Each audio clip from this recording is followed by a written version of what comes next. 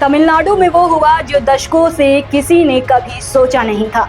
जिस चेहरे को लोग बड़े पर्दे पर सिस्टम बदलते हुए देखते थे, वही चेहरा अब असली सत्ता के सिंहासन पर बैठ चुका है। जी हाँ, तमिलनाडु की सियासत में अब थलपति राज की शुरुआत हो गई है। अभिनेता से नेता बने थलपति विजय ने चेन्नई के नेहरू स्टेडियम में 9वें मुख्यमंत्री पद की शपथ लेकर तमिलनाडु की राजनीति में एक नए अध्याय की शुरुआत कर दी है। शपथ ग्रहण समारोह में राजनीतिक और फिल्मी दुनिया की कई बड़ी हस्तियां मौजूद रही। विपक्ष के नेता राहुल गांधी समेत कई दिग्गज नेताओं ने पहुंचकर विजय को बधाई दी। लेकिन सवाल सिर्फ शपथ ग्रहण का नहीं, सवाल ये है कि क्या तमिलनाडु को 59 साल बाद ऐसा नेता मिला है जो राजनीति की पुरानी पटकथा बदल देगा। नमस्कार, मैं हूं आपके साथ इंद्रा यादव। तमिलनाडु वो राज्य जहां दशकों तक राजनीति दो ध्रुवों के बीच घूमती रही, डीएमके और एआईएडीएमके। 1967 के बाद राज्य की सत्ता लगभग पूरी तरह द्रविड़ दलों के इर्द गिर्द रही। पहले सीएम अन्नादुराई, फिर एम करुणानिधि, एमजीआर, जयललिता और हाल ही के वर्षों में एमके स्टालिन। लेकिन अब इस कहानी में नया किरदार आ चुका है, वो है विजय। कहा जा रहा है कि करीब 6 दशक बाद तमिलनाडु में गैर द्रविड़ राजनीतिक नेतृत्व की वापसी हुई है। यानी ये सिर्फ सत्ता परिवर्तन नहीं, बल्कि राजनीतिक संस्कृति में बड़ा बदलाव माना जा रहा।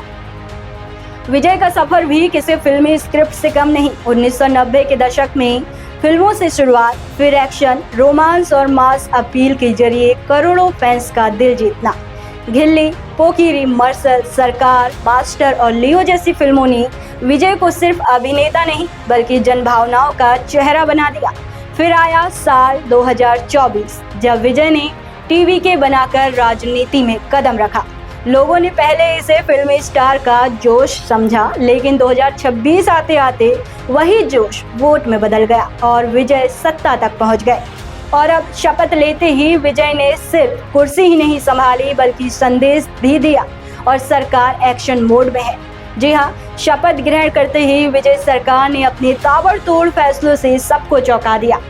और वो फैसले हैं 200 यूनिट तक मुफ्त बिजली, नशे के खिलाफ स्पेशल एंटी ड्रग टीम और महिलाओं की सुरक्षा के लिए विशेष फोर्स। साथ ही विजय ने पिछली सरकार पर हमला बोलते हुए कहा कि राज्य का खजाना खाली कर दिया गया है और जल्द आर्थिक स्थिति पर श्वेत पत्र लाने की बात कही।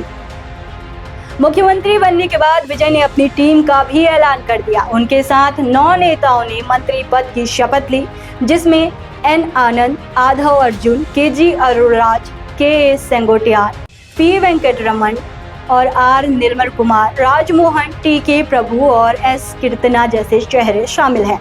लेकिन असली चुनौती अब शुरू हुई है, क्योंकि तमिलनाडु कोई छोटा राज्य नहीं। यहाँ उद्योग, शिक्षा, रोजगार, कानून व्यवस्था, क्षेत्रीय अस्मिता और वित्तीय संतुलन जैसे बड़े मुद्दे सामने हैं। बहरहाल अब तमिलनाडु की कहानी में बदल चुकी है। थलपति अब सिर्फ फिल्मों के हीरो नहीं, बल्कि सत्ता के सबसे बड़े किरदार बन चुके हैं। 59 साल बाद बदल गई है तमिलनाडु की सियासत। नए वादे, नई टीम और नए फैसले। लेकिन बड़ा सवाल, क्या विजय राजनीति में भी सुपरहिट साबित होंगे? आपकी क्या राय है? कमेंट में जरूर बताएं।